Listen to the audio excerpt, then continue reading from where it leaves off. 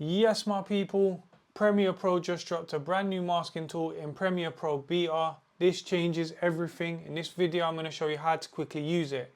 First thing we're going to do is we're going to duplicate our video layer. So I'm going to press the Option key and I'm going to drag my footage up. I'm going to turn my bottom layer off. So click your top layer. I'm going to come all the way here to my object masking tool. As you can see here, I'm going to click it. I'm going to go to the top and I'm going to select the object I want to mask. Once you've clicked it, it will look like this. What you now need to do is go over to your effects control and press your track selected mask. Then you're going to click it and you're going to let it track it for you.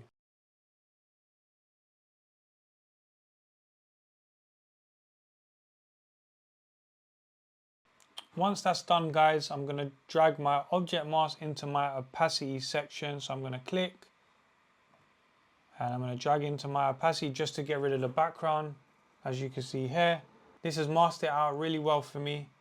What I'm going to do now is I'm going to turn my bottom layer on so I can get my background. It's a bit like rotoscoping in After Effects. I'm going to try a little cool effect very quickly. So I'm going to go and look for my turbulent displace. I'm going to drag down my top layer. I'm going to go to my effects panel. I'm going to change my displacement to cross displacement. Just say I'm going to change my amount to 1800. Size to 2. Drop this down to 714. I'm going to increase the complexity to 10. And yeah, I've just created some cool little effect. You can also add text behind your masking object. So for example, here I wrote the word masking, as you can see. Same kind of process. If I enable my top layer, which I masked, it will then come in front of the text. And it will look like this. If you've liked what you've seen, please like, comment and subscribe.